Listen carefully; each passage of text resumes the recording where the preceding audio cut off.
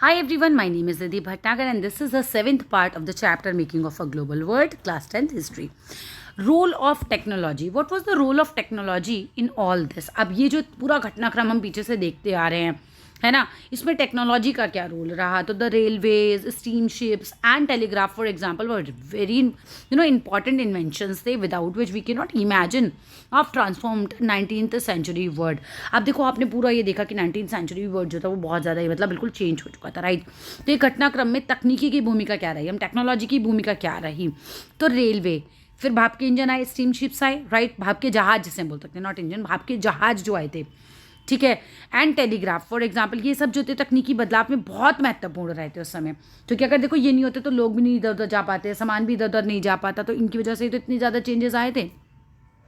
उनके बिना 19वीं सदी में आए परिवर्तनों की तो हम कल्पना भी नहीं कर सकते, without which we can not even imagine, है ना, कि जो ट्रांसफॉर्मेशन हुआ हमारा 19th सेंचुरी वर्ल्ड में. But the technological advances were often the result of large social, political and economic factors. होता क्या, तकनीकी प्रगति अक्सर चौतरफा सामाजिक, राजनीतिक और आर्थिक कारकों का परिणाम भी होती है. ठीक है, क्या कहा मैंने? टेक्नोलॉजिकल एडवांस, क्योंकि टेक्नोलॉजी एडवांस हो रही थी, है ना, बहुत ज़्यादा बदलाव आ रहे थे उसमें, नई टेक्नोलॉजी आ रही थी. इससे रिजल्ट क्या होता है? Large social, political and economic factors में हर जगह मतलब बदलाव आते हैं, राइट. फॉर एग्जाम्पल कोलोनाइजेशन स्ट्यूमुलेटेड, स्ट्यूमुलेटेड मतलब देख तो बताती हूँ आपको, and new investments and improvements in transport, faster railways, lighter wagons, large ships help किया था इन्होंने मूव करने में फूड को more cheaply and quickly from far aways farms to final markets तक. आप पूरा पढ़ो, उसके बिना देखो, हम ये तो हमने पढ़ लिया था. उदाहरण के लिए उपनिवेशीकरण के कारण, ठीक है, क्या हुआ? यातायात और परिवहन साधनों में भारी सुधार किए गए. उपनिवेशीकरण हुआ, लोगों ने जाके अपने उपनिवेश बनाए थे जगह जगह. उपनिवेशीकरण के कारण यातायात और परिवर्तन में भारी सुधार आया था, है ना, ट्रांसपोर्ट की चीज़ों में भारी सुधार आया था, ठीक है. कॉलोनाइजेशन ने स्टिमुलेट किया था, उत्तेजित किया था, बहुत ज़्यादा बढ़ाया था, राइट, किस चीज़ को? न्यू इन्वेस्टमेंट्स को, और इम्प्रूव किया था पूरा ट्रांसपोर्ट सिस्टम. फास्टर रेलवे आए, मतलब तेज़ चलने वाली रेलगाड़ियाँ बनी.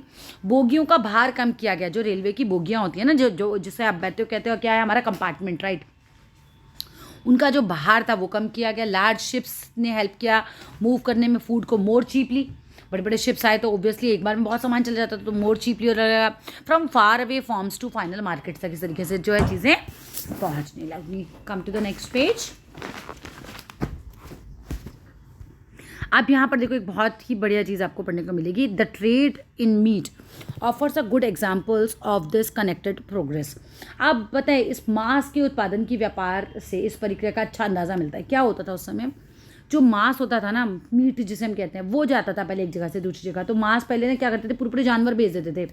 अब कई बार जानवर रास्ते में मर जाते थे, कई बार वो दुबले हो जाते थे. मान लीजिए एक 30 किलो वजन है बेचारे का, जाते जाते 20 किलो रह गए, तो 10 किलो के पैसे भी कम मिलेंगे ना पहुँचते पहुँचते, तो ठीक है. या मर गए, ख़राब हो गए, तो उन्हें रास्ते में ही समुद्र में फेंकना पड़ता था, तो बड़ा नुकसान सा हो जाता था.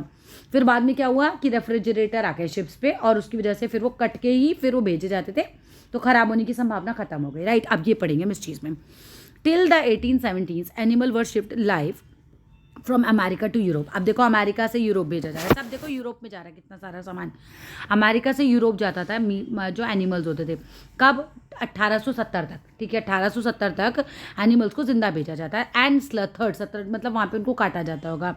When they arrived there, but क्या होता था, live animals took up to a lot of ship space. जब जिंदा जानवर होते थे तो बेचारों को कुछ घूमने की जगह भी चाहिए होती होगी, ठीक है, तो बहुत ज़्यादा जगह ले लेते थे. Sorry, many also died in voyage. Voyage होता है समुद्री यात्रा, तो बहुत सारे तो जानवर जो होते हैं समुद्री यात्रा में वैसे ही मर जाते थे. फैल बीमार पड़ जाते थे, लॉस्ट वेट, अपना वजन उनका कम हो जाता था, और बिकेम अनफिट टू ईट. और वो बेचारे ऐसे जाते थे कि वो फिट नहीं रहते थे खाने के लिए. Meat was hence an expensive luxury beyond the reach of European poor. अब मीट तो मतलब बड़ी ऐसे लग्जरी सा बन गया था, किन के लिए? जो बेचारे हमारे यूरोप के गरीब लोग थे, वो तो खा ही नहीं पाते थे, क्योंकि आप देखो आते आते ही ऑब्वियसली इतना नुकसान हो जाएगा, तो आने के बाद प्राइसेस हाई हो जाएंगे उसके, ठीक है. High prices in turn kept demand and production down. अब प्राइजेज इतने ज़्यादा हो गए तो डिमांड हो गई कम, क्योंकि ज़्यादा लोग नहीं खरीद सकते अब उसको. डिमांड कम हो गई तो प्रोडक्शन भी कम हो गई, प्रोडक्शन भी डाउन, क्योंकि प्रोडक्शन डाउन ही हो रही है बेसिकली, तो प्रोडक्शन कम है, इसीलिए डिमांड भी अब क्या हुआ, कम हुआ, क्योंकि प्राइजेस बहुत ज़्यादा बढ़ गए. मटन यहाँ पहुँच कम पा रहा है, तो प्रोडक्शन हम कह रहे हैं कम हो गया। अब कम पहुंचा तो प्राइजेस उसके बढ़ा दिए, तो हाई प्राइस की वजह से ये क्या हो रहा है, तो लोग डिमांड भी कम कर रहे हैं कि भाई नहीं खाना हमें। आज 700 रुपये किलो अगर मटन आ रहा है तो चिकन लोग ज़्यादा प्रेफर करें क्योंकि वो 250 रुपये किलो आ रहा है, right. This is same like that until the development of new technology. तब कब तक चलता रहा, जब तक नई टेक्नोलॉजी नहीं आ गई, नेमली रेफ्रिजरेटेड शिप, लाइक रेफ्रिजरेटर आने लगे शिप्स में। रेफ्रिजरेटेड शिप्स मतलब वही होता है कि जिसमें कि फ्रीजर की सुविधा हो, which enable the transport of perishable foods. Perishable मतलब क्या होता है, पेरिशेबल फूड्स होते हैं, याद कर लो ये वर्ड, जो जल्दी ख़राब हो जाते हैं। आप जल्दी ख़राब होने वाला खाना भी, मीट एक एग्जाम्पल है, बाकी खाने के लिए भी आप ले सकते हो उसे, उसको रेफ्रिजरेटर में शिप्स में डाल कर एक जगह से दूसरी जगह लाना आसान हो गया था, राइट। नाउ एनिमल्स वर स्लैथर्ड, उनको काटा जाने लगा for food at the starting point, जहाँ से आपने स्टार्ट करना है वहीं पर उनकी कटाई हो गई। उसके बाद इन अमेरिका उसको काट देते थे, ऑस्ट्रेलिया में या फिर न्यूजीलैंड में, जहाँ से भी वो जा रहे हैं, राइट। अमेरिका से जा रहे हैं तो अमेरिका में कट गए, ऑस्ट्रेलिया से जा रहे हैं ऑस्ट्रेलिया में कट के, न्यूजीलैंड से जा रहे हैं वहाँ पर काट दिया। And then transported to Europe as frozen meat की तरह उसको ट्रांसपोर्ट कर देते थे। दिस रिड्यूस्ड शिपिंग कॉस्ट, इससे क्या हुआ, शिपिंग कॉस्ट कम हो गई एंड लोअर्ड मीट प्राइसेस हो गए यूरोप में। समझ में आया, यूरोप जा रहा है सारा मीट, याद रखना मीट जा कहाँ रहा है, यूरोप जा रहा है। जा कहाँ से रहा है, ऑस्ट्रेलिया से जा रहा है, अमेरिका से जा रहा है, न्यूजीलैंड से जा रहा है। The poor in Europe could now consume a more varied diet, अब उनकी डाइट जो थी वैरायटी आ गई, क्योंकि पहले तो वो वही खा रहे थे जो वहाँ उग रहा था, अब वो भी खा रहे हैं क्योंकि सस्ता आ पा रहा है रेफ्रिजरेटेड शिप्स की वजह से, जो कि बाहर से आ रहा है। टू द अर्लियर मोनोटोनी, अब मोनोटोनी क्या होता है, एक सरसता, राइट। वो एक ही वो ब्रेड और पटैटो वगैरह ही खाते थे बहुत टाइम तक। Though not all could now add meat butter egg to their diet, ऐसा तो नहीं कि सभी लोगों की डाइट चेंज होगी, पर बहुत सारे लोगों की डाइट इसमें फिर चेंज हुई। लोगों ने अंडे खाने शुरू किए, बटर खाना शुरू कर दिया, जो भी जानवर वाले प्रोडक्ट थे, क्योंकि वो अब रेफ्रिजरेट होकर आ सकते थे। बेटर लिविंग कंडीशन ने प्रमोटेड सोशल पीस, अब बेटर लिविंग कंडीशंस हुई तो लोगों में असंतोष कम हुआ तो शांति आई देशों में, राइट। उस जगह पर जहाँ पर भूखमरी होगी वहाँ असंतोष होगा ना, थोड़ा सा भी खाना है तो सब छीनने की कोशिश करेंगे, है ना। लेकिन जब खाना अच्छे से मिल रहा है लोगों को तो थोड़ी शांति आ जाएगी, तो लोगों में पीस आया with in the country and support किया फॉर इम्पीरियलिज्म अब्रॉड, राइट। इससे क्या हुआ, साम्राज्यवादी मंसूबों को समर्थन मिला, ठीक है, दूसरे देशों में भी। That's all in this video, फिर मिलता है हम नेक्स्ट वीडियो में।